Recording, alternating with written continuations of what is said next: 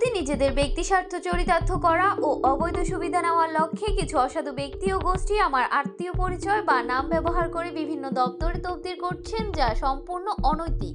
এতে আমার সুনাম বিনষ্ট হচ্ছে। বৃহস্পতিবার ২রা জানুয়ারি সরকারি দপ্তরে তফদির বন্ধের জন্য সচিবদের কাছে দেওয়া আধা সরকারি পত্রে এসব কথা জানিয়েছেন ডাক, টেলিযোগাযোগ ও তথ্য প্রযুক্তি মন্ত্রণালয় এবং তথ্য সম্প্রচার মন্ত্রণালয়ের উপদেষ্টা মোহাম্মদ নাহিদ ইসলাম। পত্রে বলা হয়েছে, উপদেষ্টা নাহিদ ইসলামের স্বাক্ষর জাল করে বিভিন্ন দপ্তরে সুপারিশ সংবলিত আবেদনে দাখিল করা হচ্ছে, যা ইতোমধ্যে উপদেষ্টার গোচরীভূত হয়েছে।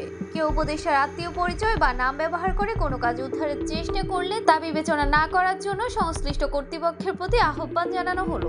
এতে আরো বলা হয়েছে, কোনো প্রতিষ্ঠান ও আওতাধীন দপ্তর সংস্থায় এই ধরনের কোনো তফদির হলে কিংবা উপদেষ্টার স্বাক্ষর নকল বা জাল করে কোনো আবেদন দাখিল করা হলে সেটি তাৎক্ষণিকভাবে উপদেষ্টা নাহিদ ইসলামের একান্ত সচিব রহম আলাউল কবিরকে অবহিত করার জন্য সংশ্লিষ্ট কর্তৃপক্ষকে অনুরোধ জানানো হলো। পত্রে আরো জানানো হয়েছে, জনগণের আশা আকাঙ্ক্ষার বাস্তব প্রতিফলনের লক্ষ্যে অন্তর্বর্তীকালীন সরকার সর্বোচ্চ গুরুত্ব দিয়ে আন্তরিকভাবে কাজ করছে।